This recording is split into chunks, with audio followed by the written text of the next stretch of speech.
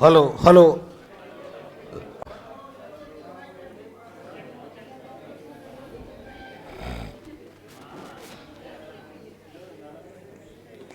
चलिए आप लोग एक बार जल्दी व्यवस्थित हो जाए।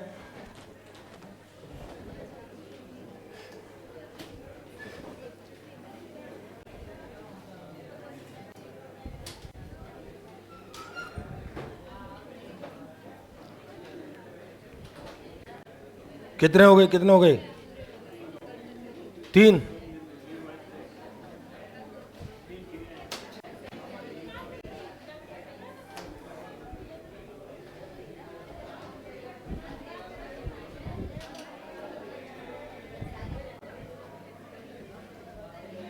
अरे तीन तीन कौन कौन सी हो गई? पढ़ के मुझे बताए, एक एक बच्चा पढ़ के बताए।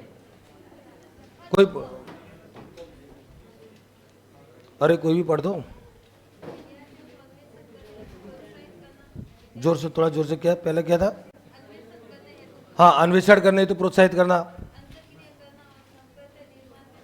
अंतःक्रिया करना और संप्रत्य निर्माण में बच्चों की सहायता करना। और हाँ, सहयोगी अधिगम। सहयोगी अधिगम आप समझ रहे हैं? बालक बालक से अंतःक्रिया करेगा, ज्ञान का निर्माण करेगा। और जिज्ञासा प्रश्न पूछने के लिए प्रोत्साहित करना। ठीक है, चौथा अगला लिखो। फोर्थ,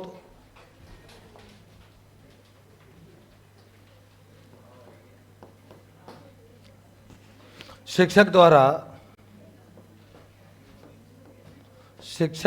पूर्वाग्रह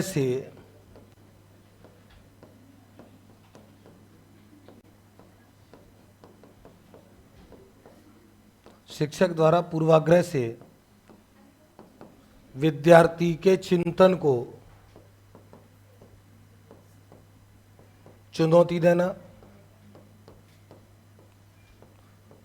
देखो कितनी शानदार बात निर्मितवादी अधिगम सिद्धांत करता है। शिक्षक द्वारा पूर्वाग्रह से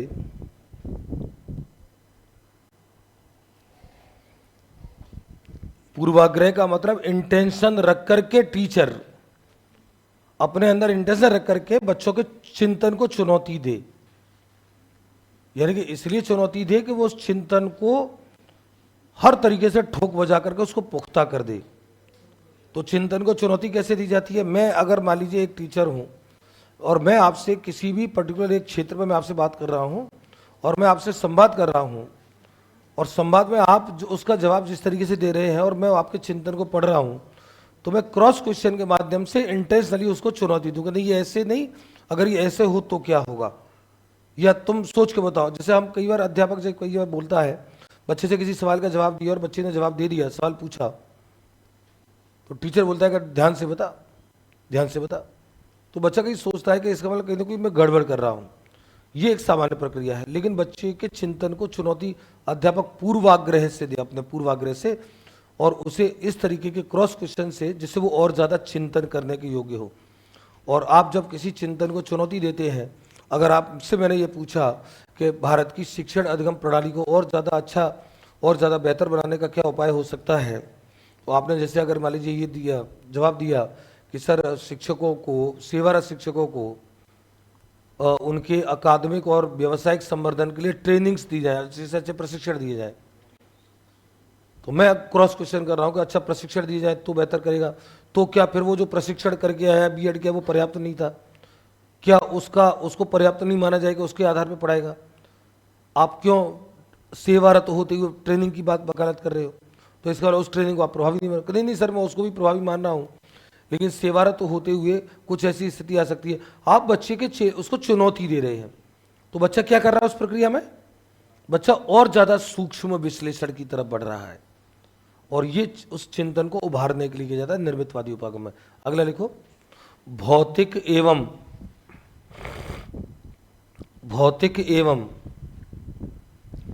मानसिक प्रक्रियाओं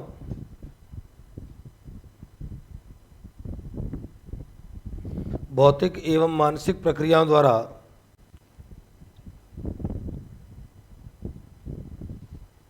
बालकों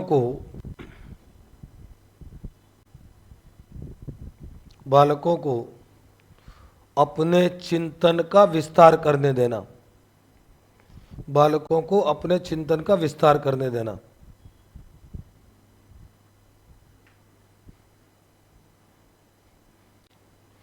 भौतिक एवं मानसिक प्रक्रियाओं द्वारा, मतलब भौतिक क्रियाओं का मतलब और मानसिक प्रक्रिया, आप ऐसी परिस्थिति उत्पन्न करें या आप उनसे ऐसा कोई मानसिक तौर पे ऐसा कोई कार्य करें, या आप परिस्थिति निर्माण करके कि वो अपने चिंतन को विस्तार दे। आपने कोई स्थिति भौतिक तौर पे यानी कि सामग्री के तौर पे आपने स्थिति क्रिएट कर दी, या आप वैचारिक तौर पे बच्चों के साथ काम कर रहे हैं, वो अपने चिंतन को विस्तार दे। उदाहरण के लिए आपने 10 ईंट रख दी है उनके सामने, आप किसी भी एक विषय के साथ काम कर रहे हैं, उन 10 ईंटों के साथ ही आपने कुछ डब्बे रख दिए हैं, खाली डब्बे, और आपने कहा है कि इसके जितने अधिकतम उपयोग तू करके बना सकता है, इन सामग्रियों के उपयोग से अधिकतम कितनी स्थितियां बनाई जा सकती है, उसको बना करके दिखाओ।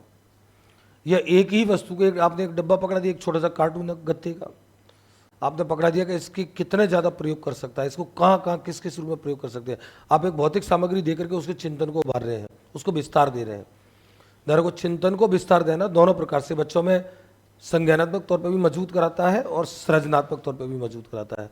ये एनसीएफ 2005 का भी यही मूल मंतव्य था कि बालक ज्ञान का निर्माण करे और उसके सृजनात्मक कौशलों का विकास हो। अगला लिखो, विज्ञान के प्राविधिक कौशलों, विज्ञान के प्राविधिक कौशलों पर बल देना,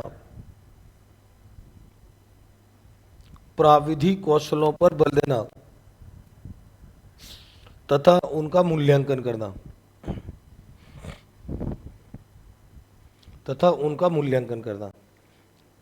तो विज्ञान के प्राविधिक कौशल क्या होते हैं? प्राविधिक कौशल होते हैं, इसको भी समझ लो, विज्ञान के प्राविधिक कौशल होते हैं परंपरागत सैद्धांतिक शिक्षण से हट करके विज्ञान में अन्य जितने भी गतिविधियां की जाएंगी, जितने भी कार्य किए जाएंगे, वो बच्चों के प्राविधिक कौशल हैं, जहाँ पे बच्चा कुछ तकनीकों में काम करेगा। विज्ञान की तकनीकों, प्राविधिक का मतलब होता है तकनीकी, तो प्राविधिक कौशल होते हैं जहाँ पे विज्ञान का वो तकनीकी तौर पे प्रयोग कर रहा है, सैद्धांतिक तौर पे पुस्तक से नहीं पढ़ रहा है, वो विज्ञान को अपने दैनिक जीवन में कहीं प्रयोग कर रहा है, वो प्राविधिक कौशल है। तो वहाँ पर बच्चों के प्राविधिक कौशलों का विकास करें।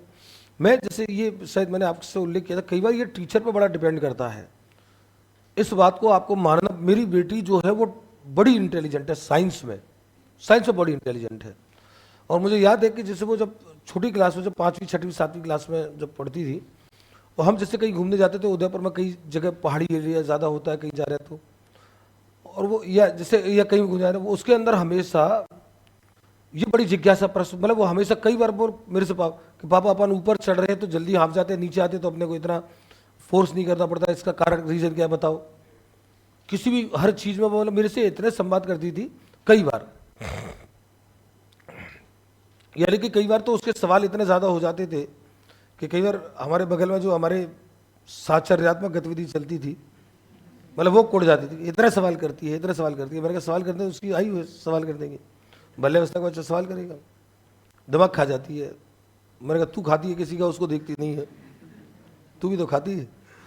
तो वो जो सवाल, तो मैं उसके सवालों को देख करके मैं अनुमान लगाता था, और मैंने उस बच्ची से पूछा, मैंने कहा बेटे तुमको साइंस कौन पढ़ाता है? तो उसने जिस मैडम का नाम बताया, मैं एक बार फीस जमा कराने गया तो मैंने वहाँ जो ऑफिस होती, मैंने कहा उनकी साइंस मैडम को बुलाओ, और मैंने उनको बड़ा धन्यवाद दिया। मैंने कहा मैडम आपको मैं जानता नहीं हूँ, लेकिन मैं इतना ज़रूर जानता हूँ कि आपके बच्चों को पढ़ाने का जो तरीका है, वो तरीका बच्चों के अंदर बड़ा चिंतन पैदा कर रहा है।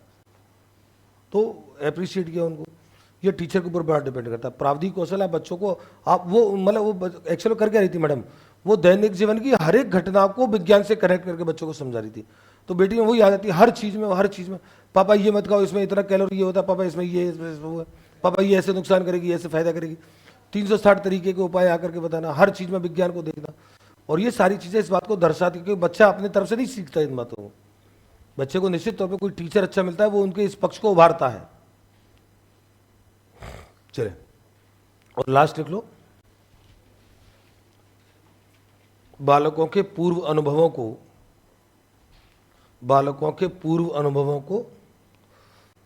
नवीन अनुभवों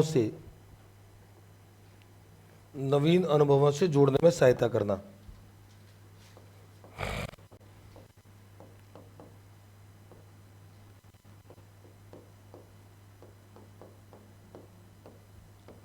चलो ये हो गया आपका रचनावादी उपागम। अगला शीर्षक डालेंगे विज्ञान प्रयोगशाला।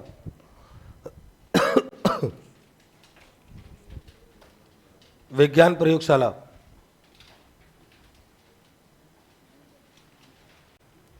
ज़्यादा बड़ा टॉपिक नहीं है और ज़्यादा कोई ऐसी टेक्निकल बातें नहीं है, बस जो इंपॉर्टेंट बातें हैं उस पर हम लोग बात करेंगे। विज्ञान प्रयोगशाला तथा उसके महत्व और तथा उसके महत्व।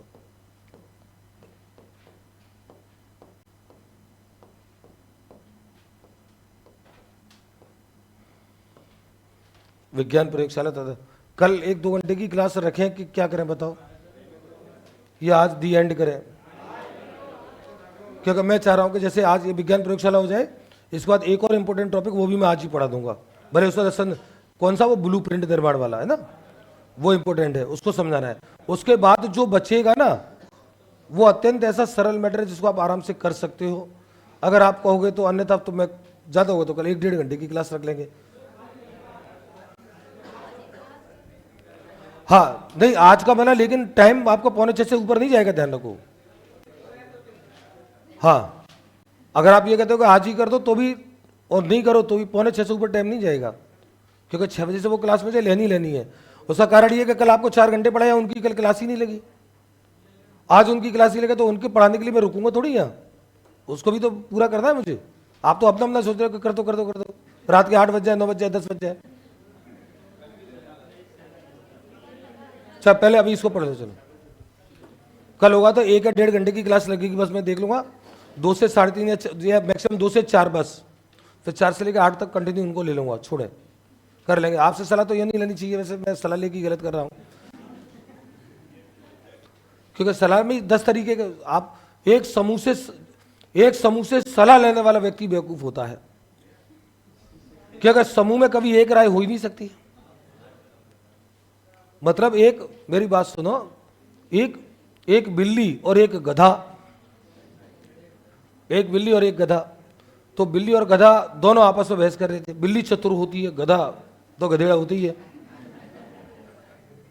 तो बिल्ली और गधा बहस कर रहे थे, सुनो, बिल्ली और गधा बहस कर रहे थे, तो बिल्ली गधे ने इस बात को कहा कि ये जो पेड़ है, इस पेड़ की पत्तियों का रंग काला है और पत्तियां हरी थी पेड़ की। तो बिल्ली ने कहा कि काला का, ये तो हरा है। बिल्ली ने कहा, वो गधा बोला कि नहीं ये तो काला है। दोनों बहस होने लगी। तो गधे ने कहा, वो बिल्ली ने कहा कि अजीब आदमी तू, तेरे नाम ही गधा, तू गधेड़ा, हरी पत्तियां होती है, हरी दिख रही है, तू कहीं काला है। अब दोनों बहस होने लगी तो दोनों ने, गधा बोला कि चल राजा के पास चल रहे हैं, और राजा के पास गए, शेर के पास। राजा को बताई कि भाई ऐसे ऐसे बहस हो रही है। राजा ने कहा क्या बात है? तो गधा बोला कि महाराज मैंने कहा कि ये जो पेड़ है इसकी पत्तियों का रंग काला है। राजा ने पूछा बिल्ली से कि तू क्या बोली? उसे कहा कि मैं तो महाराज हरा है तो हरा ही बता रही हूँ। तो शेर ने कहा कि नहीं, उसने कहा कि इस पेड़ की पत्तियों का रंग काला है, इस बिल्ली को उठा करके जेल भेजो उसको। तो गधा बड़ा खुश होकर के चला गया। तो बिल्ली ने कहा कि महाराज ये क्या सजा दे रहे हो? पेड़ की पत्तियों का रंग हरा सबको दिख रहा है, आपको भी दिख रहा होगा। कि नहीं, तुझे सजा इस बात की नहीं दे रहा हूं, तुझे सजा इस बात की दे रहा हूँ, तूने गधे से बहस क्यों की? तो तुझे सजा इस बात की मिल रही है, तूने गधे से बहस क्यों की? लिखो, अरे चलो लिखो, चलो प्रयोगशाला, फटाफट प्रयोगशाला।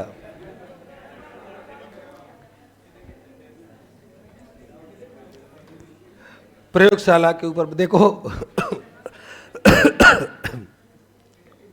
कि सिर्फ मैंने बोला था कि आज ये दीवार, दुष्यंत कुमार की कविता है, आज ये दीवार क्यों पर्दों की तरह हिलने लगी।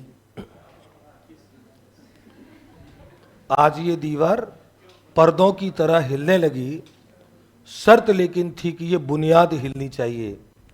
और सिर्फ हंगामा खड़ा करना मेरा मकसद नहीं, मेरा मकसद है कि ये सूरत बदलनी चाहिए।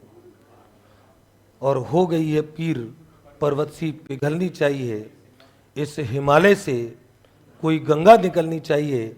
और मेरे सीने में नहीं तो तेरे सीने में से ही हो कहीं भी आग, लेकिन आग जलने से। तो ये दुष्यंत कुमार थे, जिन दुष्यंत कुमार की कविताएं आग लगा देती थी उस दौर में, सबसे ज्यादा ओजस्वी कवियों में से एक माना जाता है। और उनकी कविताएं एक एक ऐसी कविता थी, मुझे याद है, मैं बिल्कुल नौकरी के बिल्कुल शुरुआती चरण में था, साहित्य का शौक तो मुझे शुरू से ही था।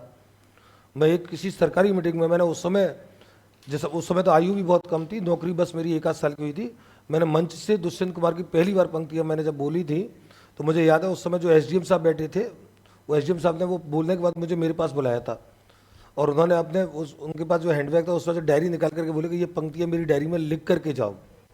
तो वो मुझे, वो लाइनें हमेशा मुझे याद रहेगी थी। मैंने मंच से तब पहली बार बोली थी कि इस नदी की धार से ठंडी हवा आती तो है, नाव जर्जर ही सही लहरों से टकराती तो है, और एक चिंगारी कहीं से ढूंढ लाओ दोस्तों, इस दिए में तेल से भीगी हुई बाती तो है।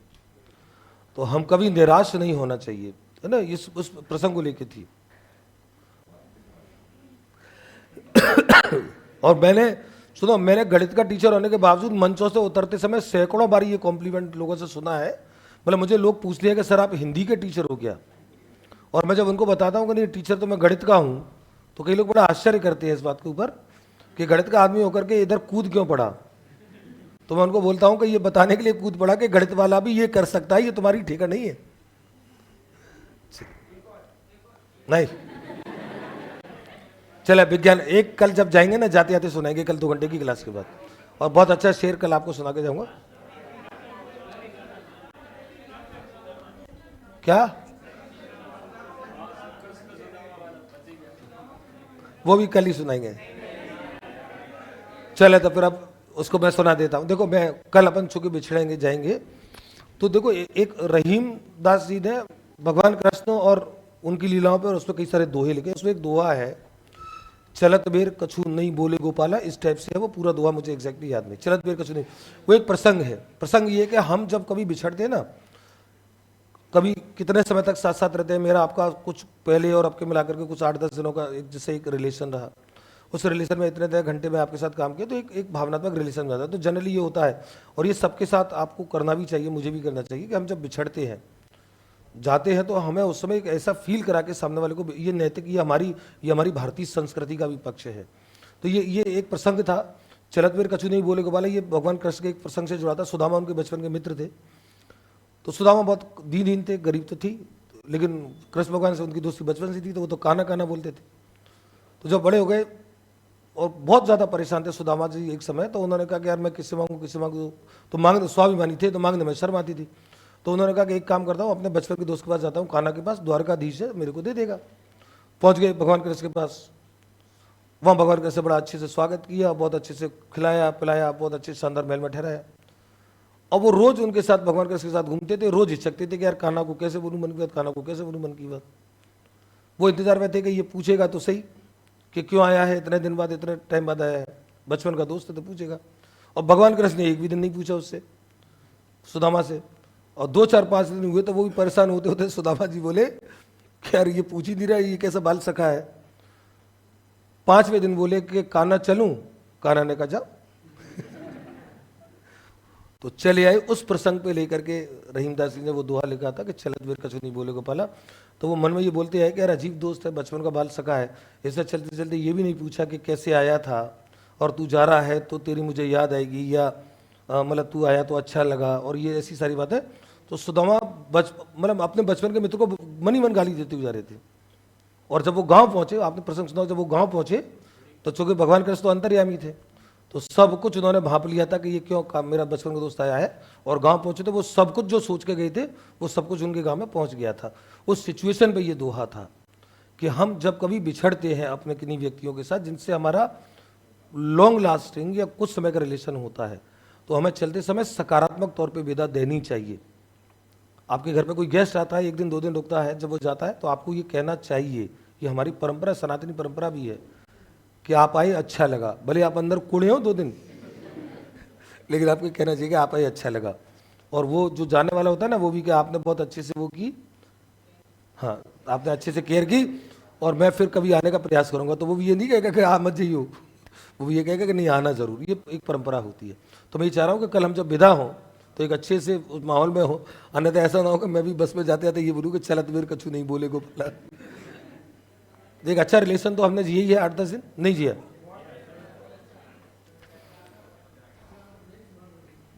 चले अब लिख लें, विज्ञान की प्रयोगशाला। और ज्यादा बड़ा टॉपिक नहीं है, छोटा सा टॉपिक है, और चूंकि आप विज्ञान के विद्यार्थी हैं तो कनेक्ट आराम से हो जाओगे, ऐसा कोई नहीं, ऐसी बात नहीं है। सबसे पहली बात, हम इस बात को लिखेंगे, इसमें से प्रश्न कहां से उठेगा? ये ऐसे छोटे छोटे टॉपिक है, इसमें से प्रश्न कोई उठता है तो एक आदि उठता है। प्रश्न उठेगा तो ये उठेगा कि विज्ञान की प्रयोगशाला, दो प्रश्न प्रकार के उठते हैं कि विज्ञान की प्रयोगशाला की क्या उद्देश्य होते हैं, महत्व क्या होता है प्रयोगशाला का। एक अगर उठता है वो बाई चांस की प्रयोगशाला में क्या सावधानी बरतनी चाहिए, तो ये बनता नहीं है। सावधानी में वो सारी नॉर्मल सावधानियां वो सब आप जानते हो। उद्देश्य पे हम लोग बात करेंगे। तो प्रयोगशाला की आवश्यकता क्या होती है? आप जानते हो कि विज्ञान की जो अवधारणाएं होती हैं वो इस नेचर की होती है कि उन्हें सारी अवधारणाओं को केवल सैद्धांतिक रूप में प्रस्तुत नहीं किया जा सकता, केवल सैद्धांतिक रूप में। तो आवश्यकता होती है विज्ञान जैसे विषयों में कि उसकी कई अवधारणाओं को प्रयोगों के द्वारा, प्रेक्षणों के द्वारा, यानी कि क्रियात्मक परीक्षणों के द्वारा बच्चे उसको सिद्ध करके देखें, वो सैद्धांतिक ज्ञान की पुष्टि करें। और ये जो करके सीखना होता है ये विज्ञान का सबसे प्रमुख पहलू होता है। हम कोठारी आयोग की एक परिभाषा को यहाँ कोट करेंगे। दौलत सिंह कोठारी ने विज्ञान के लिए इतनी शानदार परिभाषा दी, कोठारी आयोग ने अपनी सिफारिश में। उन्होंने कहा कि विज्ञान का अर्थ करके सीखना होता है, स्वयं करके सीखना होता है, और विज्ञान को सीखने का इससे ज्यादा बेहतर उपाय कोई दूसरा दुनिया में हो नहीं सकता है। एकमात्र तरीका है कि विज्ञान को आप स्वयं करके सीखें, तो विज्ञान है। हमने अभी एनसीएफ 2005 का भी एटीट्यूड लिखा विज्ञान को लेकर के। क्या कहा? विज्ञान केवल प्रयोगशाला तक या पुस्तकों तक सीमित नहीं रह जाए, बल्कि बच्चों में प्रयोगशाला में प्रयोग बच्चा कर रहा है तो उसके अंदर एक अन्वेषणात्मक प्रवृत्ति पैदा हो, वो खोजी बने, उसके अंदर आलोचनात्मक चिंतन है, वो सोचे कि जो कुछ दिख रहा है उसके अलावा भी कुछ हो सकता है। मैं आपको और ये ध्यान रखो, मैं अपने विद्यार्थियों से दृष्टिकोण में जिससे एक बदलाव की बात करता हूं, हमेशा बोलता हूं वो अपने चिंतन में ये चीज लाओ, ये व्यवहारिक बात है। आलोचनात्मकता लेकर के आओ। अगर आप जीवन ऐसे जियोगे कि दूसरा आपको जो दिखा रहा है आपको वही दिख रहा है, तो समझ लो आपके जीने का कोई औचित्य नहीं है। आपको स्वविवेक से आपको ये सोचना है हर स्थिति, हर परिस्थिति के बारे में कि जैसा दिखाया जा रहा है, जैसा बताया जा रहा है, इससे हटके भी कोई चीज हो सकती है। अगर आपके चिंतन में ये तत्व आता है तो आलोचनात्मकता आती है। विज्ञान इसी का नाम है। एनसीएफ 2005 ने कहा कि बच्चों में आलोचनात्मक दृष्टिकोण आए। और हमारे अंदर दिक्कत क्या है? हमारे एक दुर्भाग्य शिक्षण अधिगम प्रणाली का कि हम बीएससी एमएससी तो हो जाते हैं, पर वो डिग्री लेकर के कागज के टुकड़े को लेकर घूमते हैं। न तो चिंतन में वैज्ञानिकता है, न चिंतन में आलोचनात्मकता है ना? ये कड़वी हकीकत है, मानते हैं मन, ये है। तो लिखना शुरू करें एक बार। विज्ञान विषय की प्रकृति, इस टॉपिक को फटाफट कर ले, ज्यादा लंबा टॉपिक ही नहीं है ये। विज्ञान विषय की प्रकृति इस प्रकार की है विज्ञान विषय की प्रकृति इस प्रकार की है कि उसकी अवधारणाओं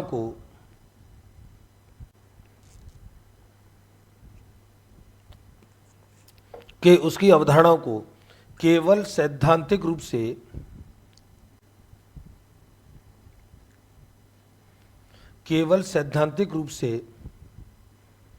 प्रस्तुत नहीं किया जा सकता, केवल सैद्धांतिक रूप से प्रस्तुत नहीं किया जा सकता, क्योंकि अनेक वैज्ञानिक अवधारणाओं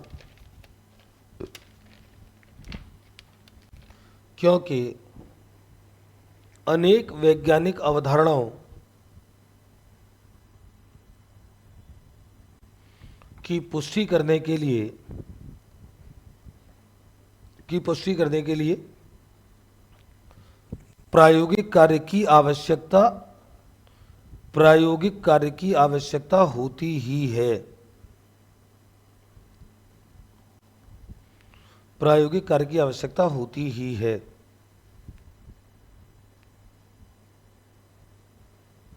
इसी लाइन में लिखना है,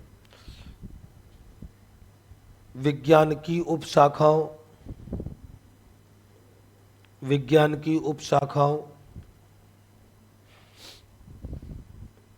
जैसे जंतु विज्ञान,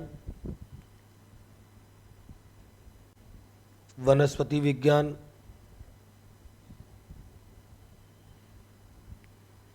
रसायन विज्ञान या भौतिकी,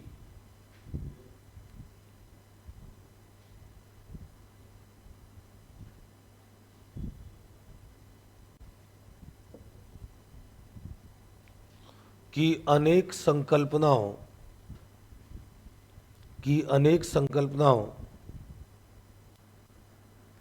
को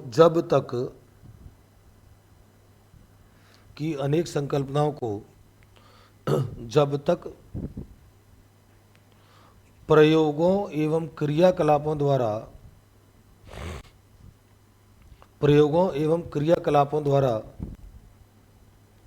नहीं बताया जाए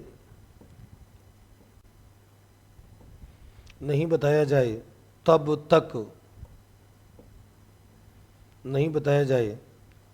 तक विज्ञान शिक्षण के वास्तविक उद्देश्यों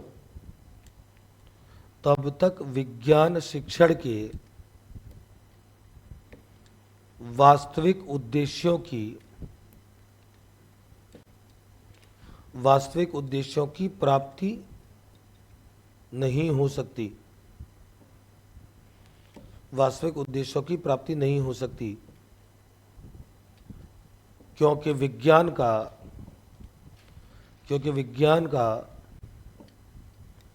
मूलभूत सिद्धांत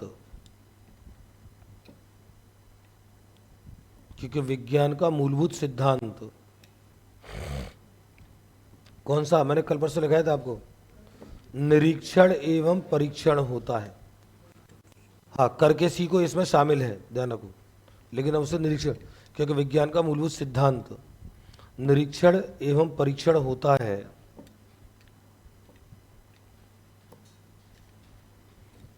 तथा परीक्षण के लिए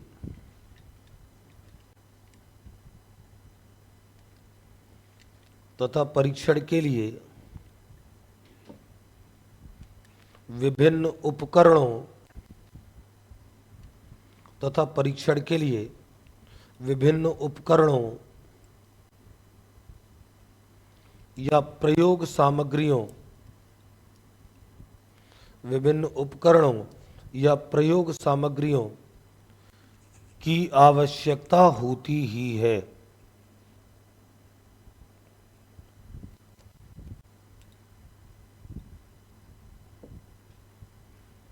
अरे आप जब विज्ञान के सिद्धांत का परीक्षण करेंगे तो परीक्षण के लिए आपको उपकरण तो चाहिए, प्रयोग की सामग्री भी चाहिए, और जब उपकरण चाहिए, प्रयोग की सामग्री भी चाहिए, तो इनको ग्राउंड में सजा करके तो बैठेंगे नहीं, तो फिर इसके लिए एक कक्ष चाहिए, और जो कक्ष चाहिए जहां पर ये रखे जाते हैं उसी को हम क्या कहते हैं, फुल स्टॉप लगा के लिखो, इन सभी उपकरणों एवं सामग्रियों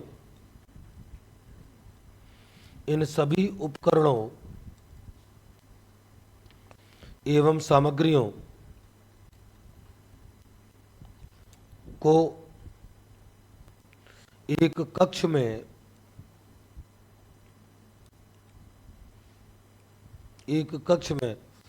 व्यवस्थित रूप से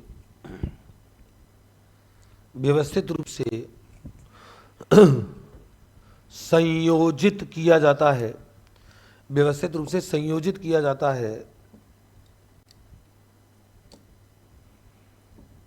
जिसे प्रयोगशाला कहते हैं। ये भूमिका है हमारी पूरी, जिसे प्रयोगशाला कहते हैं, तथा बालक इसमें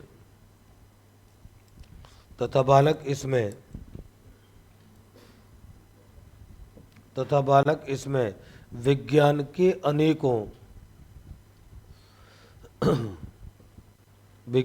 अनेकों सिद्धांतों एवं नियमों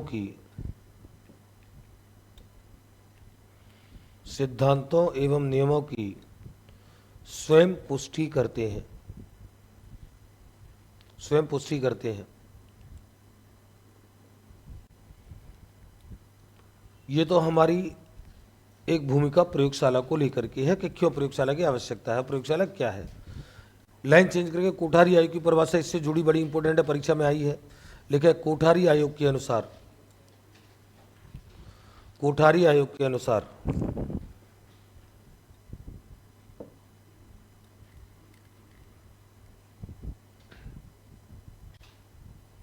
लिखो इन्वर्टेड में, विज्ञान को सीखना, विज्ञान को सीखना, विज्ञान को सीखना, कॉमा लगाओ, विज्ञान को स्वयं करना है। विज्ञान को सीखना, विज्ञान को स्वयं करना है, स्वयं करना है, यानी कि लर्निंग बाय डूइंग है। विज्ञान को सीखना, विज्ञान को स्वयं करना है, तथा इसके अलावा,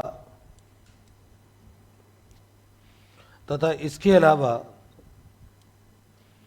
विज्ञान सीखने की,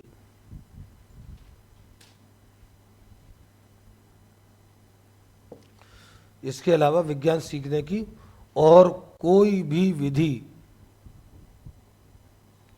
और कोई भी विधि उपयुक्त नहीं है, और कोई भी विधि उपयुक्त नहीं है।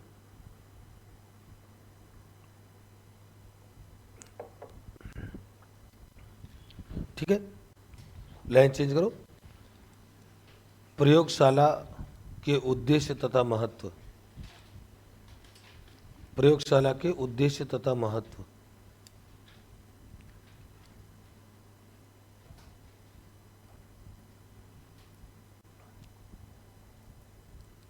एक तो ये परिभाषा से प्रश्न बनेगा, बहुत अच्छा प्रश्न है परिभाषा का कोठारी को, और एक ये उद्देश्य में से संभावना बनेगी अगर इस खंड में से आएगा तो। ठीक है, नंबर 1, विज्ञान विषय का, विज्ञान विषय का वास्तविक एवं प्रत्यक्ष ज्ञान देने में,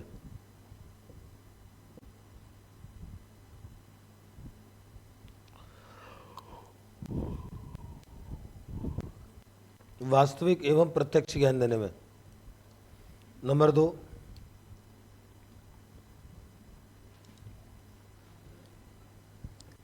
वास्तविक एवं प्रत्यक्ष। देखो इसकी जो चीजें आएंगी ना, मैं इसलिए मैं इसको नया नहीं मान रहा हूं आपके लिए, कि हमने प्रयोगशाला विधि जो पढ़ी है ना, प्रयोगशाला विधि आपको पढ़ाई है कि मैंने नहीं पढ़ाई? मुझे लग रहा है शायद नहीं पढ़ाई। तो ऐसे मेरी तरफ देख क्या रहे थे, कहीं तो सोच रहे थे कि पढ़ाई है कि नहीं पढ़ाई है। अरे तो प्रयोगशाला में विधि में जो बात थी ऑलमोस्ट वही बात इसमें है, कोई ऐसी बात ही नहीं है। देखो इसको। नंबर 2, विज्ञान के पुस्तकीय ज्ञान, विज्ञान के पुस्तकीय ज्ञान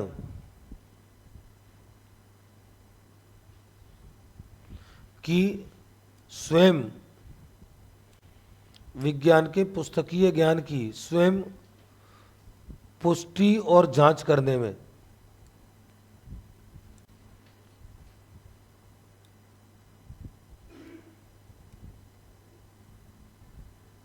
नेक्स्ट, अपनी ज्ञानेंद्रियों के अधिकतम प्रयोग, अपनी ज्ञानेंद्रियों के अधिकतम प्रयोग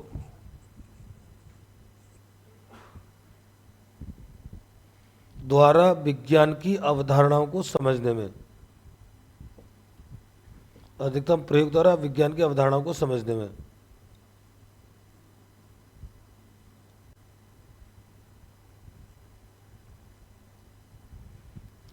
अगला लिखो, अगला थोड़ा सा बड़ा है और अच्छा है। नेक्स्ट, प्रयोगों के दौरान, प्रयोगों के दौरान प्रेक्षण लेने, प्रयोगों के दौरान प्रेक्षण लेने, कॉमा प्रेक्षणों का विश्लेषण करने, परीक्षणों का विश्लेषण करने तथा निष्कर्ष निकालने की प्रक्रिया से, परीक्षणों का विश्लेषण करने तथा निष्कर्ष निकालने की प्रक्रिया से बालकों में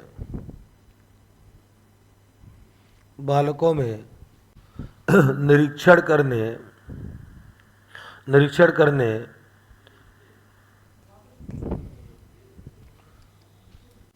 परीक्षणों का विश्लेषण करने तथा निष्कर्ष निकालने की प्रक्रिया से बालकों में निरीक्षण करने सोचने समझने,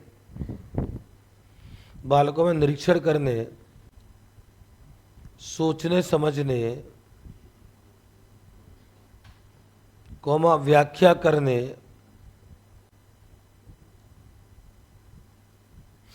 व्याख्या करने तथा निर्णय लेने की क्षमता का विकास होता है।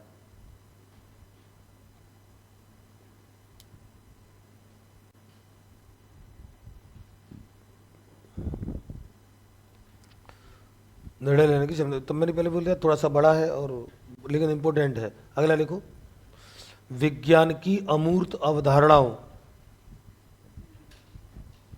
नेक्स्ट है विज्ञान की अमूर्त धारणाओं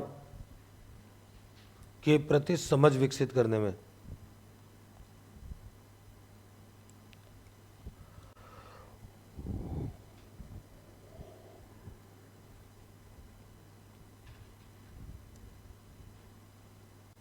अगला लिखो, वैज्ञानिक एवं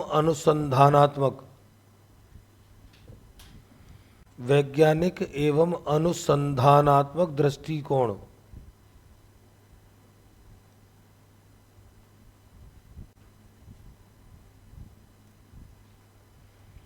वैज्ञानिक एवं अनुसंधानात्मक दृष्टिकोण विकसित करने में।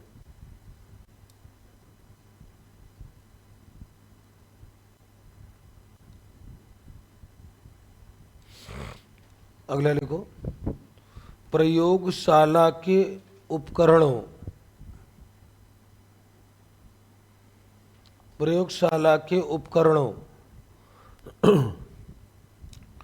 के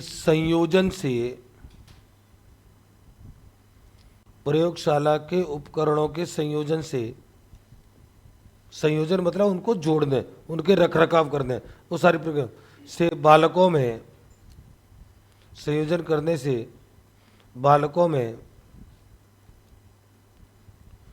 एक व्यवहारिक उत्तरदायित्व बोध होता है। व्यवहारिक उत्तरदायित्व बोध होता है जिससे वे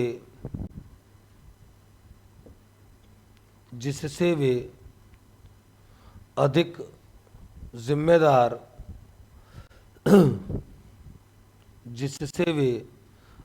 जिम्मेदार,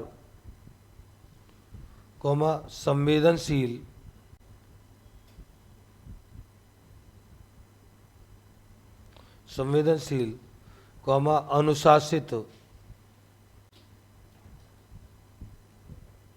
अनुशासित तथा आत्मनिर्भर बनते हैं।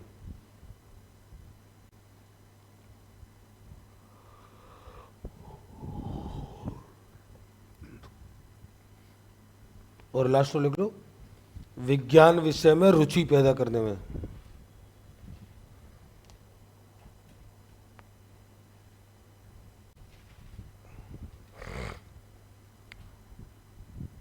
विज्ञान विषय में रुचि पैदा करने में। और एक और लिख लो, क्रियात्मक पक्ष का विकास करने में।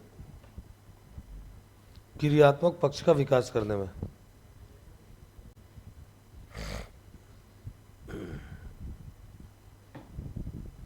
क्रियात्मक पक्ष का विकास करने में। एक और नहीं तो ये कोई प्रसाद बटाएगा और एक और।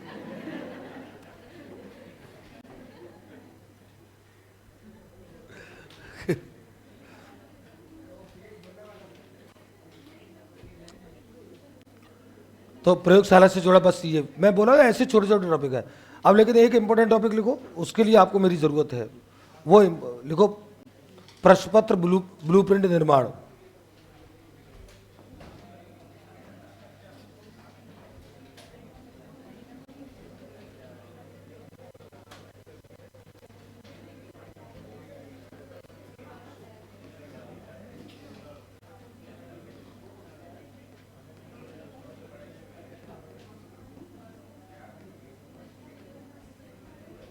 देखो, मैं अगर ऐसा कोई टॉपिक छोड़ के जाऊंगा ना तो आपको बड़ा बुरा लगेगा, लेकिन मैं अगर ऐसा टॉपिक छोड़ के जाऊंगा कि विज्ञान का अन्य विषयों से संबंध, वो ऐसा एक टॉपिक है जिसको आप अकेले बैठे बैठे भी पढ़ोगे तो भी कोई जाएगा।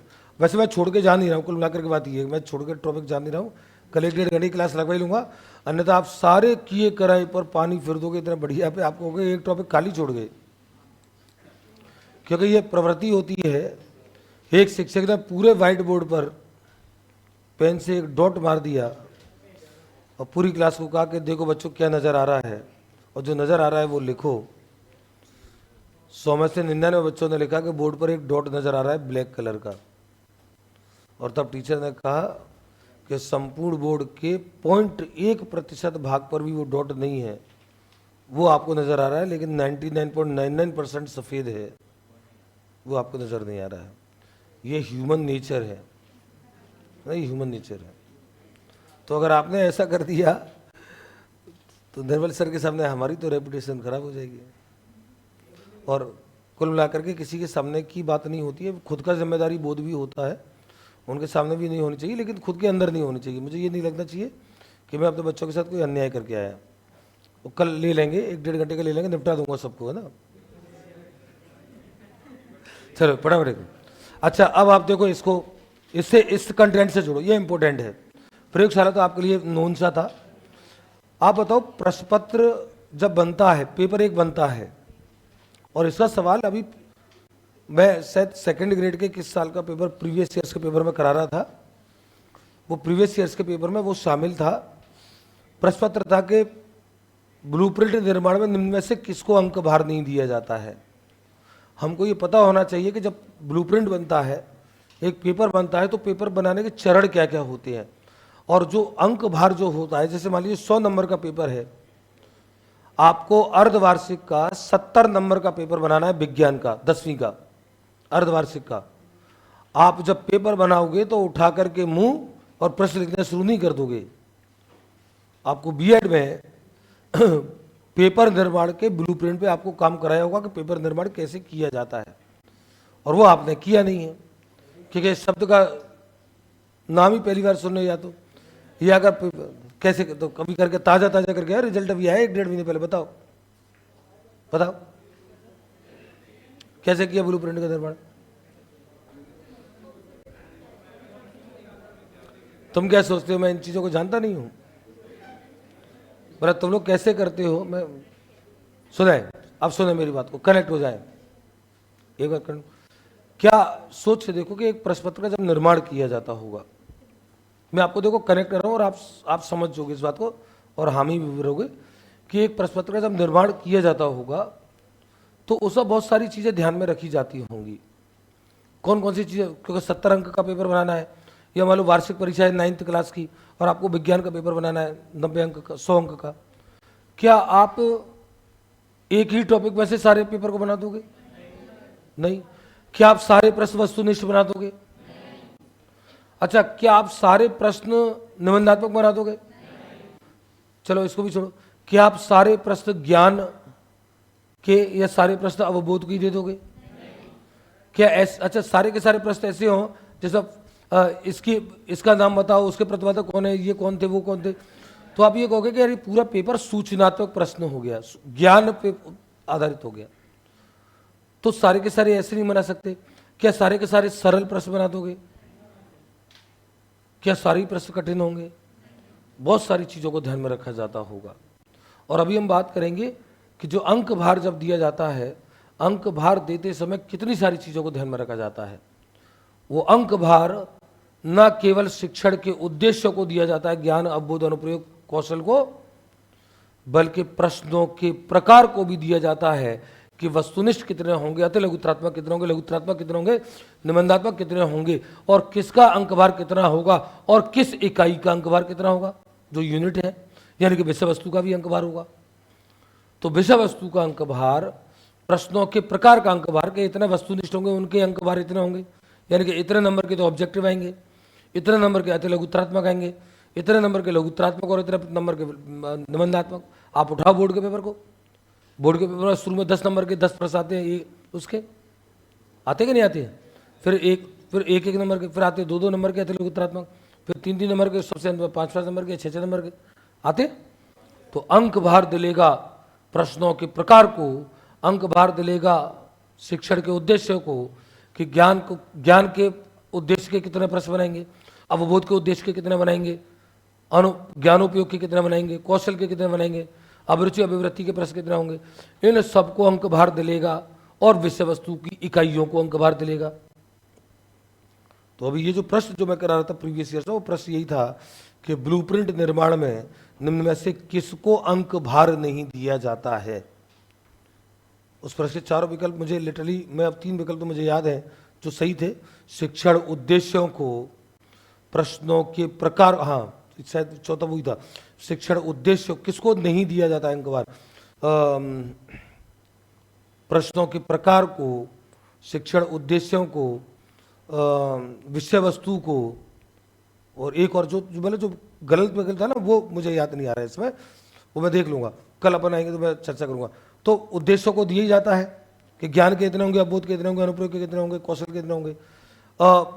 प्रश्नों के प्रकार को दिया ही जाएगा, वस्तुनिष्ठ कितने, निबंधात्मक कितने, और विषय वस्तु को दिया जाएगा कि इस चैप्टर को कितने, इस चैप्टर को कितने। ये अंकभार तो आपको पहले से होकर ही आता है, उसके अनुसार आप पेपर बनाते हो।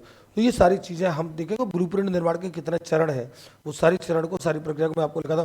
फिर विकल्प की भी बात करेंगे, समग्र विकल्प क्या होते हैं, खंड विकल्प क्या होते हैं, आंतरिक विकल्प क्या होता है, ये विकल्प के 3 प्रकार हैं। तो इसलिए मैं कह रहा था कि ये जो टेक्निकल चीज़ है, ऐसे कंटेंट को, इसलिए मैं सोच गया था कि इनको मैं आज पढ़ाऊंगा, ऐसे टॉपिक को पढ़ने में आपको मेरी ज़रूरत है। बाकी तो वैज्ञानिक साक्षरता उसको पढ़ोगे तो आपको ही लगेगा कि सब फालतू की बातें हैं, सारी बातें सैकड़ों बार, 1000 बार हमारी हो गई हैं। उसको लिखाऊंगा, लेकिन कल लिखाऊंगा 10-15 मिनट निपटा दूंगा, कल सबको निपटा दूंगा।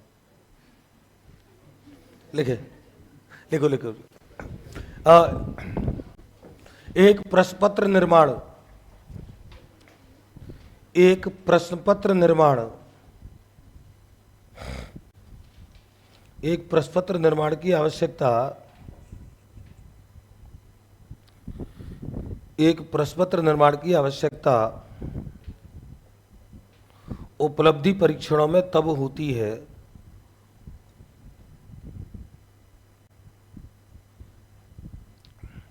उपलब्धि परीक्षणों में तब होती है जब शिक्षण अधिगम प्रक्रिया के अंत में, जब शिक्षण अधिगम प्रक्रिया के अंत में बालकों के सीखे गए ज्ञान, बालकों के सीखे गए ज्ञान का स्तरीकरण करना होता है। स्त्री नहीं, स्तरीकरण करना होता है।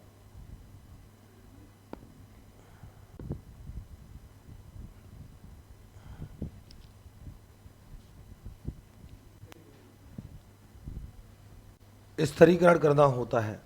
फुल स्टॉप लगा लिखो। प्रश्नपत्र निर्माण में, प्रश्नपत्र निर्माण में अनेकों बिंदुओं को, प्रश्नपत्र निर्माण में अनेकों बिंदुओं को दृष्टिगत रखना होता है। प्रश्नपत्र निर्माण में अनेकों बिंदुओं को दृष्टिगत रखना होता है तथा उसके निर्माण के, दृष्टिगत रखना होता है तथा उसके निर्माण के समस्त चरणों को, तथा उसके निर्माण के समस्त चरणों को लेकर, उसके निर्माण के समस्त चरणों को लेकर जो योजना बनाई जाती है जो योजना बनाई जाती है उसे प्रश्नपत्र निर्माण का उसे प्रश्नपत्र निर्माण का अंडरलाइन करेंगे, उसे प्रश्नपत्र निर्माण का ब्लूप्रिंट कहा जाता है। उसे प्रश्नपत्र निर्माण का ब्लूप्रिंट कहा जाता है।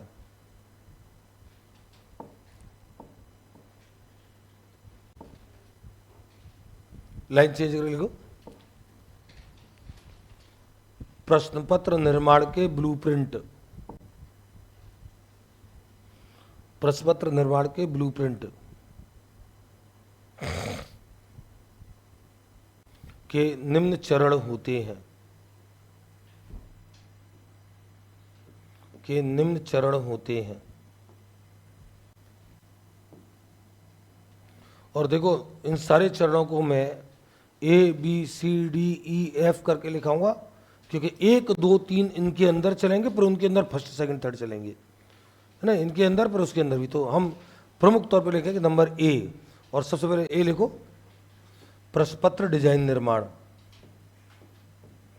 प्रश्नपत्र डिजाइन निर्माण।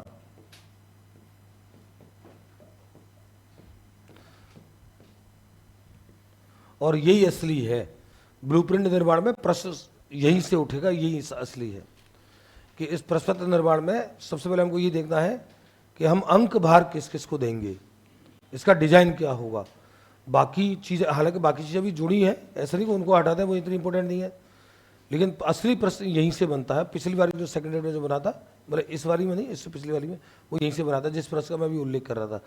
प्रश्नपत्र डिजाइन निर्माण में इसमें ये तय होगा कि किस किस इकाई से कितने कितने प्रश्न होंगे, शिक्षण के किस किस उद्देश्य पर कितने प्रश्न होंगे, और प्रश्नों के पैटर्न के आधार पर कितने कितने प्रश्न होंगे, यानी कि बहुविकल्पी कितने, यानी कि वस्तुनिष्ठ कितने, अतिलघुत्तरात्मक, लघुत्तरात्मक, निबंधात्मक कितने, ये सारे के सारे निर्धारित इसमें होंगे। लिखे इसके अंतर्गत, डैश करके लिखो, इसके अंतर्गत विभिन्न प्रकार के अंक भारों, अंडरलाइन करेंगे अंक भार को, इसके अंतर्गत विभिन्न प्रकार के अंक भारों का निर्धारण किया जाता है, विभिन्न प्रकार के अंक भारों का निर्धारण किया जाता है।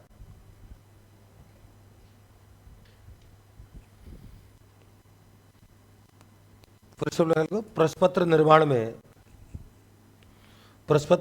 में निम्न के अंक भार होते हैं। प्रश्नपत्र निर्माण में निम्न के अंक भार होते हैं। नंबर 1, अब इसमें लिखो नंबर 1, ए में लिखो नंबर 1, और अंडरलाइन करना, मतलब हेडिंग डालते जाना, शिक्षण उद्देश्यों के अंक भार, शिक्षण उद्देश्यों के अंक भार।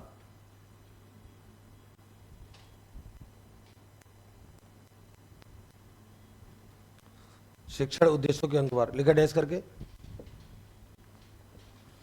प्रश्नपत्र निर्माण में ब्लूम टैक्सोनॉमी में वर्णित, प्रश्नपत्र निर्माण में ब्लूम टैक्सोनॉमी में वर्णित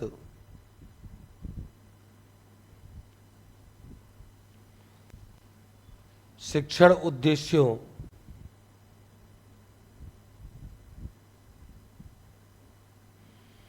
जैसे ज्ञान, अवबोध, कौमा ज्ञानोपयोग यानी कि अनुप्रयोग, ज्ञान, अवबोध, ज्ञानोपयोग, कौशल,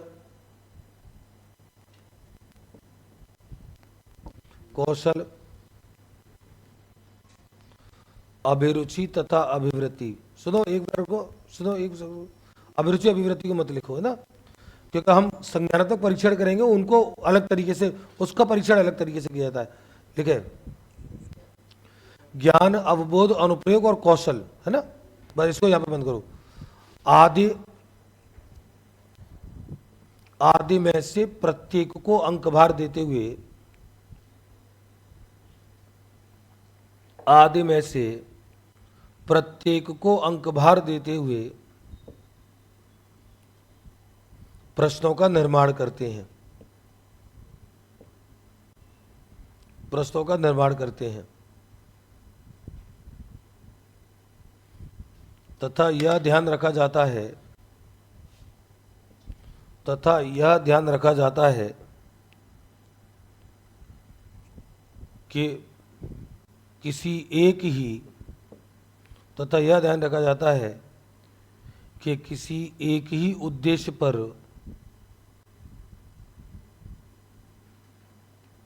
किसी एक ही उद्देश्य पर अधिक प्रश्न ना हो, अधिक प्रश्न ना हो। आप अपने पेपर में सारे सवाल रचना के दे सकते हैं क्या? नहीं। सारे रचना के दे दिए तो आप तो केवल कौशल का परीक्षण कर रहे हैं। सारे आपने ज्ञान के दे दिए तो भी नहीं चलेगा, सारे अवबोध के दे दिए तो भी नहीं चलेगा। आपको ध्यान रखना पड़ता है। नंबर 2 लिखो। नंबर 2, विषय वस्तु या प्रकरण को अंकभार, विषय वस्तु या प्रकरण को अंकभार।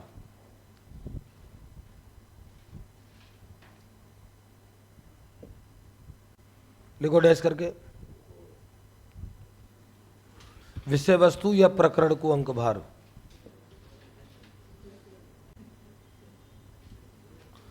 देखो पाठ्यक्रम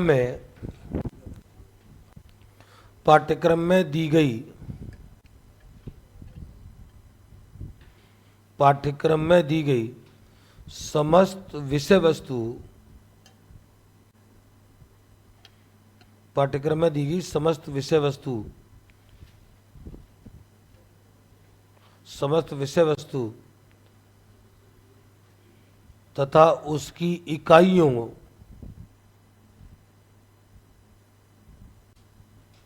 व उप इकाइयों, इकाइयों व उप इकाइयों को अंकभार दिया जाता है, को अंकभार दिया जाता है। तथा यह ध्यान रखा जाता है, तथा यह ध्यान रखा जाता है कि प्रश्न पत्र अंडरलाइन करो आगे, प्रश्न पत्र संपूर्ण पाठ्यक्रम का प्रतिनिधित्व करे, संपूर्ण पाठ्यक्रम का प्रतिनिधित्व करे।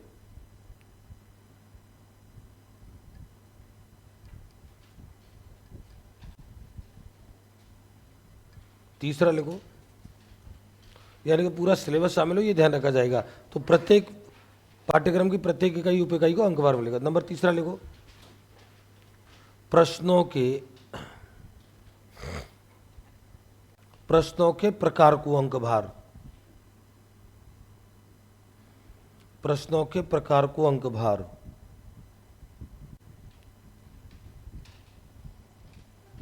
प्रश्नों के प्रकार, और प्रश्नों के प्रकार में कौन कौन सी चीज आएंगी? जो प्रश्नों के प्रकार है, वस्तुनिष्ठ कितने लोग, अति लघुत्तरात्मक कितने लेते हैं, लघुत्तरात्मक कितने लेते हैं, लिखे। इसके अंतर्गत यह निर्धारित किया जाता है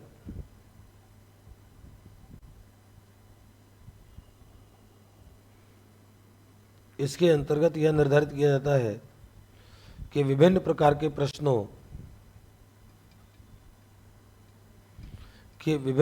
प्रश्नों जैसे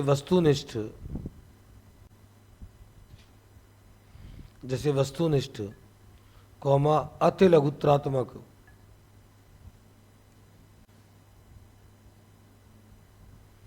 वस्तुनिष्ठ, अति लघुत्तरात्मक, कौमा लघुत्तरात्मक तथा निबंधात्मक प्रकार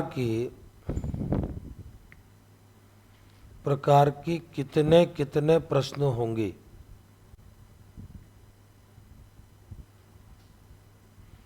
तथा उनके अंक भार क्या होंगे। वस्तुनिष्ठ, अति लघुत्रात्मक,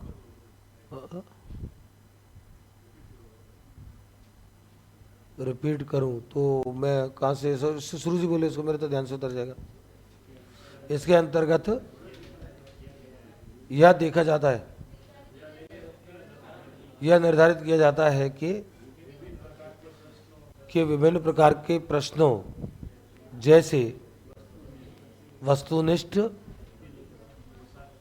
अति लघुत्रात्मक, लघुत्रात्मक तथा निबंधात्मक प्रकार के कितने कितने प्रश्न होंगे और उनके अंक भार क्या होंगे, और उनके अंक भार क्या होंगे, है ना। यह ध्यान रखा जाता है, यह ध्यान रखा जाता है कि निबंधात्मक प्रश्नों की संख्या अधिक ना हो।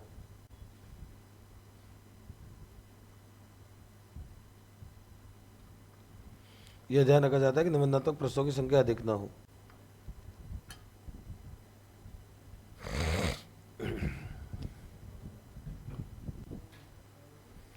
ये 3 को अंक भार दिलेगा।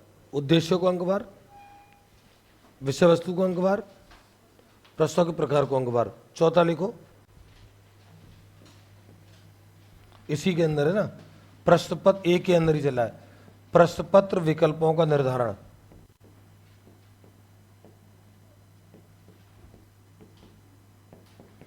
प्रश्न पत्र विकल्पों का निर्धारण,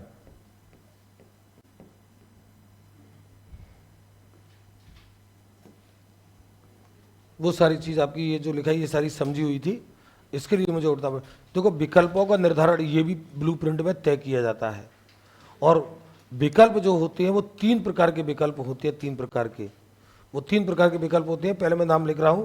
पहला होता है समग्र विकल्प, समग्र विकल्प, मुझे इनमें लिखाना है इसलिए तीनों मत लिखना, समग्र विकल्प। दूसरा होता है खंड विकल्प,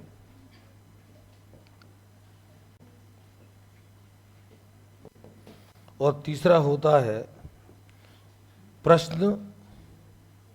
प्रश्न विकल्प,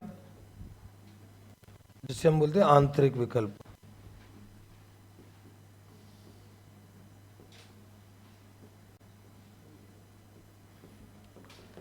मतलब आपको विकल्प भी देने होते हैं। और विकल्प देखो कैसे देने होते हैं। आप देखो पेपर, आपने तमाम सारे पेपर दिए हैं स्कूल के, यूनिवर्सिटी के। कुछ प्रश्न पत्र आपने ऐसे देखे होंगे जहां पे ऊपर ही लिख दिया जाता है, ऊपर ही, कि नीचे दिए गए प्रश्नों में कोई से 5 प्रश्न करो।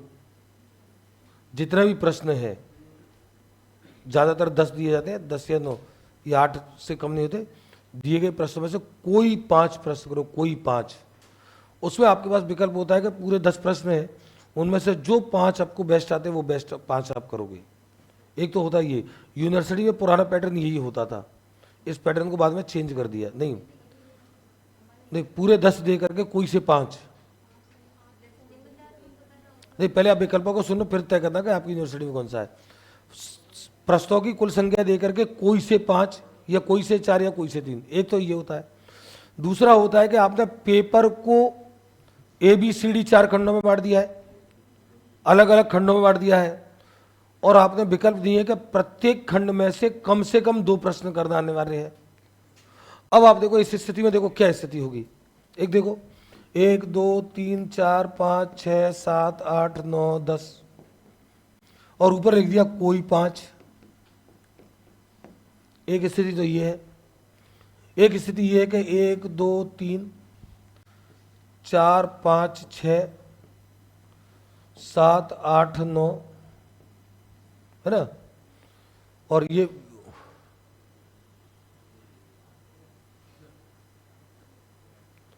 प्रिंस सर नहीं आएंगे, आपकी छुट्टी हो जाएगी, मेरी बात है।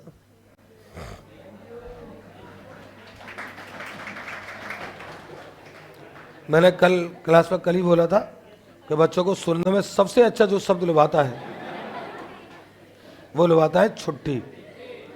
और इससे सिद्ध होता है कि आप अभी तक बड़े नहीं हुए हो। अरे देखो फटाफट, अब आप देखना, सुनो, अब आप देखना क्या स्थिति, ये है खंड विकल्प। और अब कह दिया कि प्रत्येक खंड में से कम दो, प्रत्येक खंड में से कम दो।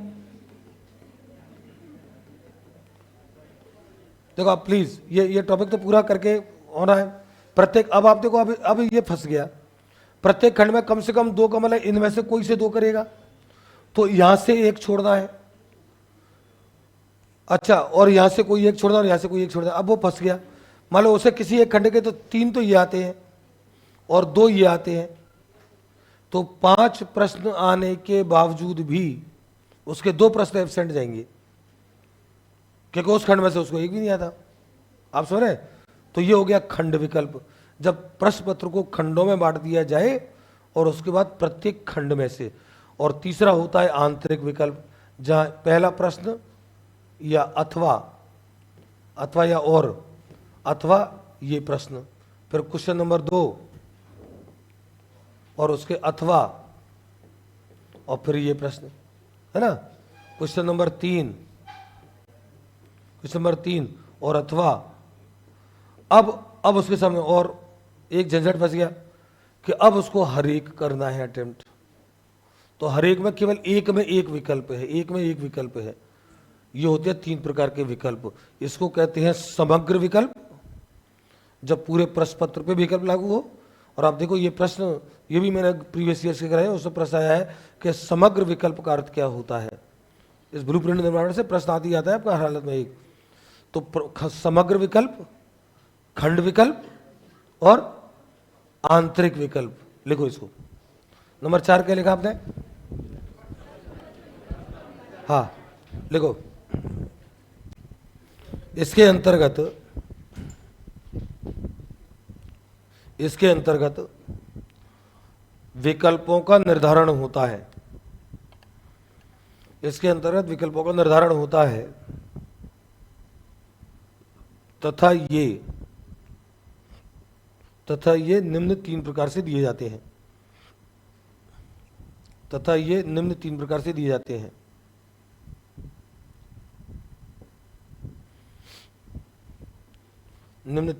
दिए जाते हैं। नंबर 1, निम्न 3 प्रकार से दिए जाते हैं। नंबर 1 समग्र विकल्प,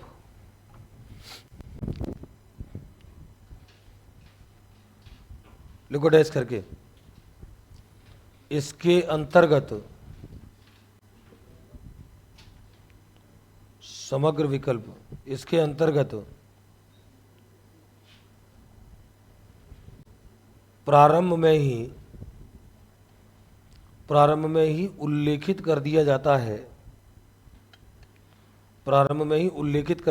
है, कि संपूर्ण प्रश्न पत्र के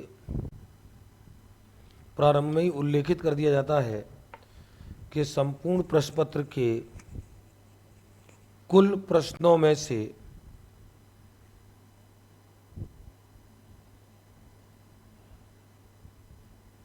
कितने प्रश्न हल करने हैं।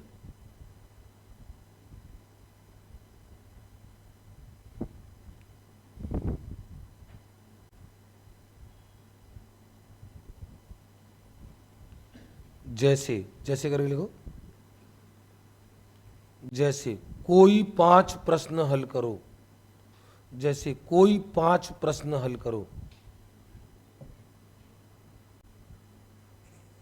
अब जब आपने एक शब्द लगा दिया ना कोई, तो कोई का मतलब फिर पूरे पेपर में से जहां आपका मन चाहता है उसको उठाओ, 1 से लेकर के 10 तक प्रश्न में आपने लास्ट के 5 उठा लिए, 6, 7, 8, 9, 10 शुरू के बिल्कुल छोड़ दिए, कर सकते हो, आपको पूरे अंक मिलेंगे।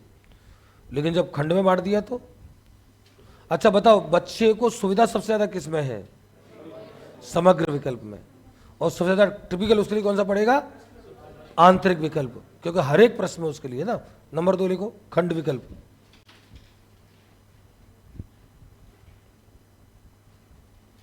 खंड विकल्प देखो डैश करके, इसके अंतर्गत, इसके अंतर्गत प्रश्नपत्र के पृथक पृथक खंड बनाकर, प्रश्नपत्र के पृथक पृथक खंड बनाकर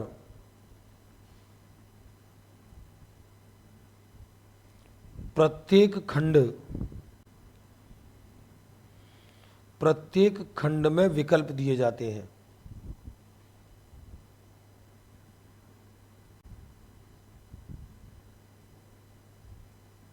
प्रत्येक खंड में विकल्प दिए जाते हैं। जैसे करके इसका भी उदाहरण लिखो। जैसे, तो मैं वो प्रश्न लिखा रहा हूं जो बोले विकल्प की जो भाषा है, लिखा दिए गए प्रश्नपत्र के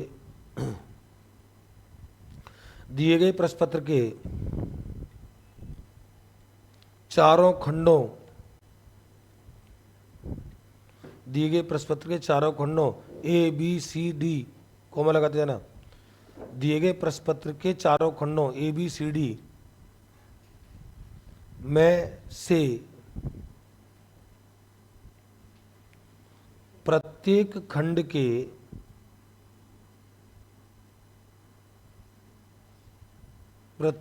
के कम से कम 2 प्रश्न करते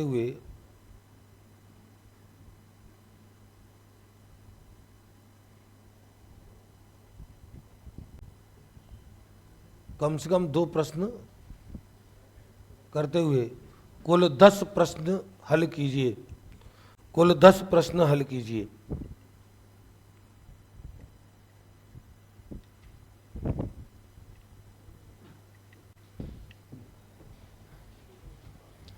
देखना इसको, देखो क्वेश्चन नंबर 1 2 3 4 5 6 7 8 9 10 11 12 13 14 15 16 17 18 19 20 ए बी सी और डी, टोटल 20 प्रश्न दिए हैं, करने हैं 10। अनिवार्य कर दिया है कि प्रत्येक खंड से 2-2 तो उठाने हैं, तब 10 करेगा। तो अगर संपूर्ण विकल्प होता, समग्र विकल्प होता तो उस बालक को यहाँ के 3-4 यहाँ के आते हैं, 3-4 यहाँ के आते हैं, या 5 इसके आगे, तो वो तो आधे पेपर को छोड़ करके, देखो ध्यान रखो, सबसे कम पुराने टाइम में यूनिवर्सिटी में परीक्षा होती थी, बच्चों को सबसे कम मेहनत इसके लिए करनी पड़ती थी। कोई से 5, तो पाठ्यक्रम का केवल कुछ हिस्सा पढ़ के चले जाते थे और उससे कोई से 5 हो जाते थे। हाँ, लेकिन सुनो, जब पेपर को खंडों में विकल्प का बनाया तो प्रत्येक खंड अटेम्प्ट करना हो गया, और प्रत्येक प्रश्न में कराया तो पूरा सिलेबस साले को कवर करना पड़ेगा। ये विकल्प, ये ब्लूप्रिंट का वो होता है आधार। तो अब उस बच्चे को प्रत्येक खंड में से 2-2 अटेम्प्ट करनी करते हैं, तो यानी कि पाठ्यक्रम के हर एक खंड में उसको ज्यादा ध्यान देना है। चले अगला लिखो सी, प्रश्न विकल्प। प्रश्न विकल्प, अरे ऐसे क्या देख रहे हो मेरी तरफ यार, ये देखो ऐसे देखते उल्लू की तरफ, मैंने बोला प्रश्न विकल्प यानी कि आंतरिक विकल्प। तीसरा प्रश्न विकल्प या आंतरिक विकल्प। और लिखो डैश करके, इसमें प्रत्येक प्रश्न के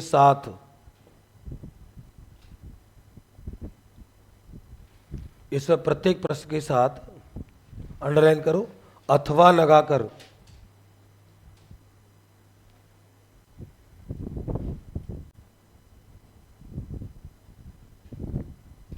लगाकर विकल्प दिया जाता है।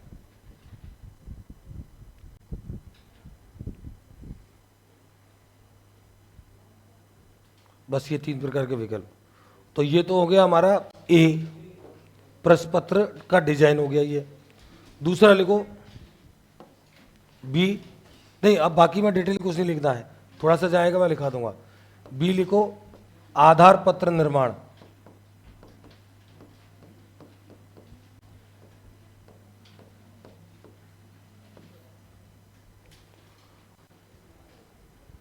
दूसरा चरण होता है ब्लूप्रिंट का आधार पत्र निर्माण।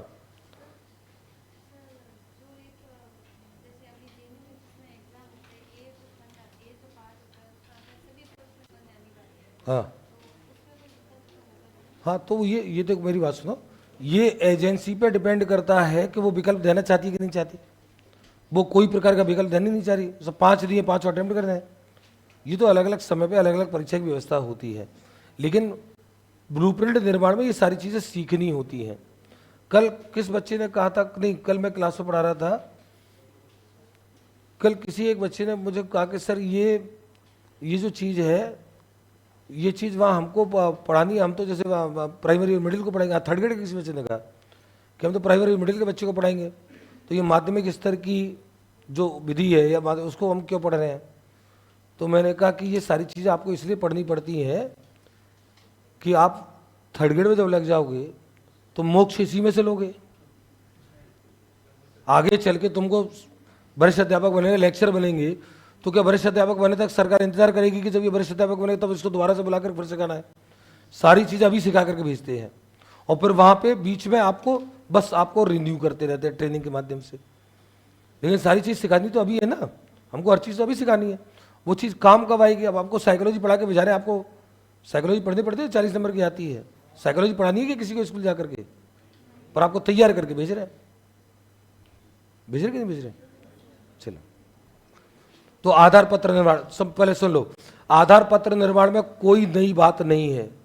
ये आधार पत्र निर्माण, प्रश्न पत्र डिजाइन निर्माण जो आपने ए में किया है, और ए में आपने सब कुछ तय कर लिया है कि उद्देश्यों को इतने इतने अंक बाहर होंगे, प्रश्नों के प्रकार को इतने इतने अंक बाहर होंगे, और विषय वस्तु के इस इकाई को इतने अंक बार, इस इकाई को इतने अंक बार, प्रतिशत वाली इकाई को इतने अंक बार, लबानी को इतने, औसत को इतने, तो इकाइयों को अंक बार आपने दिए हैं।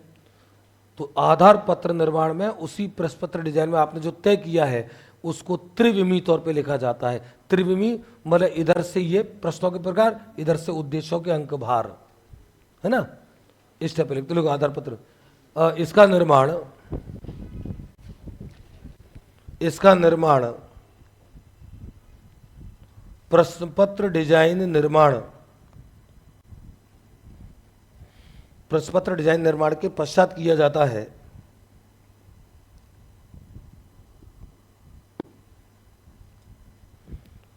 तथा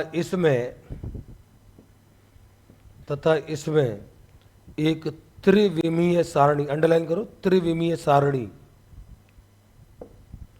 तथा इसमें एक त्रिविमीय सारणी बनाकर, 3 डायमेंशनल, मतलब उसको बोले 3 डायमेंशनल, त्रिविमीय सारणी बनाकर उद्देश्यों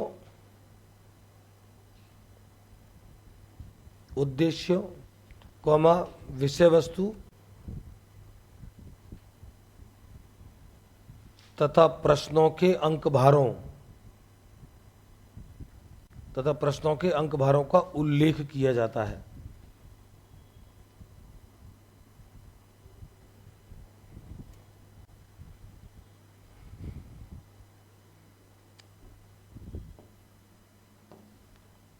सरल भाषा में समझ लो, ये समझ लो, आप बीएड कर रहे हो, आप बीएड में पेपर बनाना आपको सिखा रहे हैं, तो प्रश्न पत्र का डिजाइन निर्माण जो आपने किया है ना, हर एक चीज को पहले तय कर लिया है। तो सरल भाषा में समझो, ये अब जो आपने ए में तय किया उसका ये चार्ट है, इस चार्ट को सामने रखोगे, और जब प्रश्न, क्योंकि सी जो आएगा ना, ये तो हो गया बी, अब सी अभी प्रश्न बनाएगा आपने, प्रश्न का बनाए आपने, प्रश्न अब बनेंगे, तो वो इस आधार पत्र को सामने रख करके बनेंगे कि अच्छा वस्तुनिष्ठ इतने लेने थे, इस इकाई में से इतने वस्तुनिष्ठ, और उसमें ज्ञान के इतने, अवबोध के इतने, तो अब आप प्रश्न बनाओगे इस आधार पर प्रश्न बनेंगे। देखो एक लाइन और लिखो, इसी के आधार पर, इसीलिए इसको आधार पत्रक कहते हैं, इसी के आधार पर प्रश्नों का निर्माण होता है। इसी के आधार पर प्रश्नों का निर्माण होता है। तो ये हो गया बी। अब लिखो सी। ब्लूप्रिंट के अनुसार प्रश्नों का निर्माण। ब्लूप्रिंट के अनुसार प्रश्नों का निर्माण।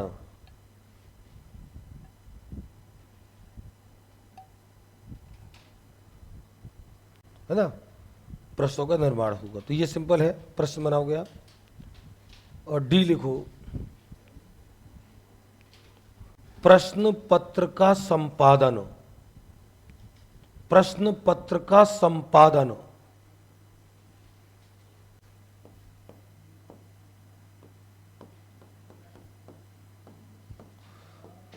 प्रश्न पत्र का संपादन। ध्यान रखो, प्रश्न बना करके जो पेपर आपको बन गया है उसको ऐसा नहीं डायरेक्ट, उसका संपादन होगा, यानी कि उसका एक एडिटिंग होगी कि हाँ प्रत्येक अंक, प्रत्येक विषय वस्तु को अंकभार मिल गया, प्रत्येक उद्देश्य को अंकभार मिल गया, और प्रत्येक प्रकार के प्रश्न है कि नहीं है। अन्यथा फिर पेपर ऐसा आएगा जैसा कई बार अपने आ ही रहे गड़बड़ घोटाले वाले, है ना।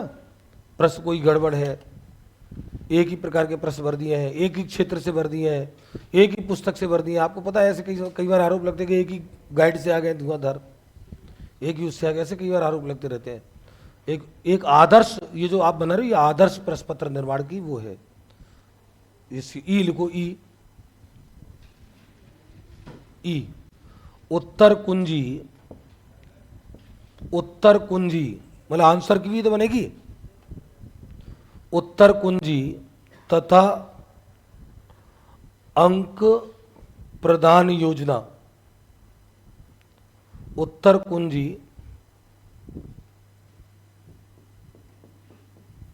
उत्तर कुंजी तथा अंक प्रदान योजना।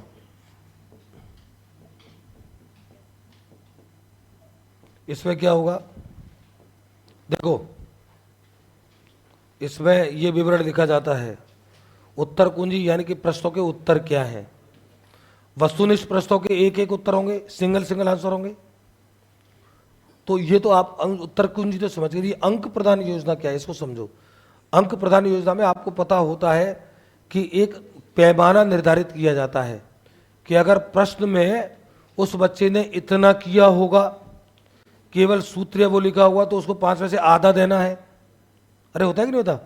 अच्छा, सूत्र से ही लिखा है, चित्र से ही बनाया, लेकिन प्रश्न गड़बड़ किया तो इतना देना है। केवल चित्र सही है लेकिन वर्णन पूरा गलत है तो ये देना है। प्रक्रिया पूरी गलत है, उत्तर सही है।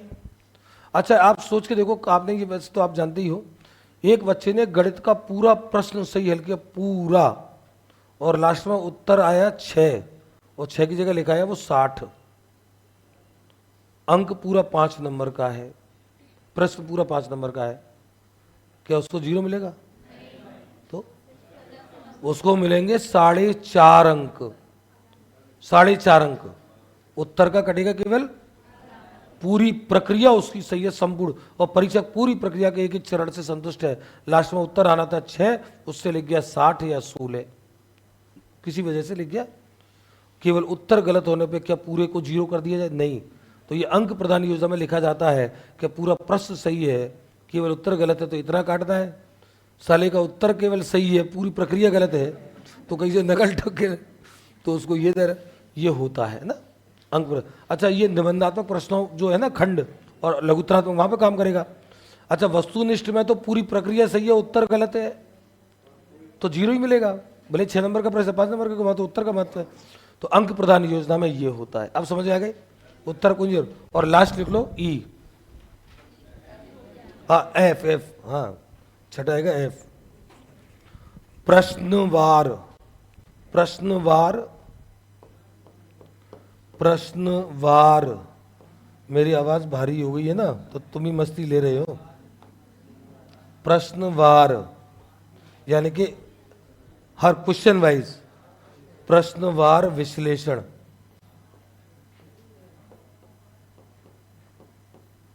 विश्लेषण योजना।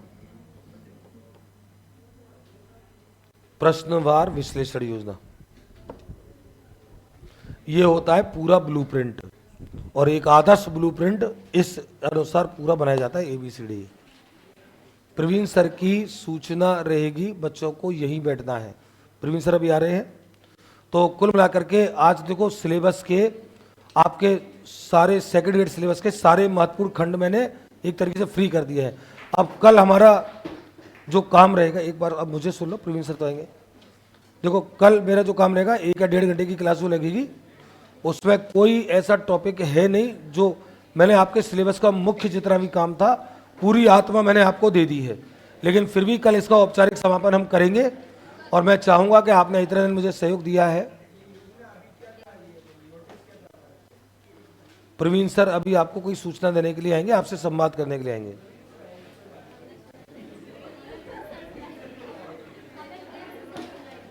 आपको यही बैठना है।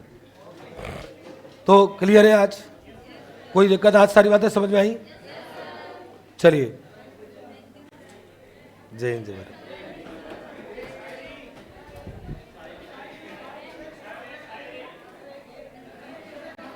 शायरी कल सुना दूंगा।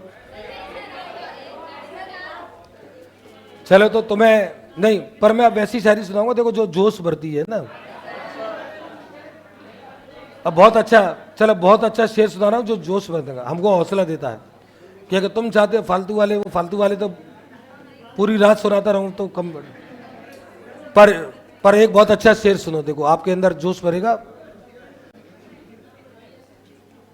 सर आगे क्या? तो मैं,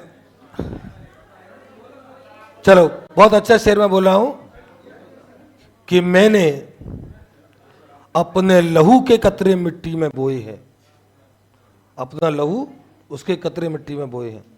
बोले ये शेर बहुत अच्छा शेर है, इसको ढंग से सुना, क्योंकि अच्छे शेर को अच्छे तरीके से सुना जाता है तो उसकी इज्जत होती है। मैंने अपने लहू के कतरे मिट्टी में बोए हैं, खुशबू जहां भी है मेरी कर्जदार है, और ए वक्त तेरा मेरा होगा एक दिन सामना, मेरी जीत जाने कब से तुझ पर उधार है। चलिए, राइट एंड थैंक यू।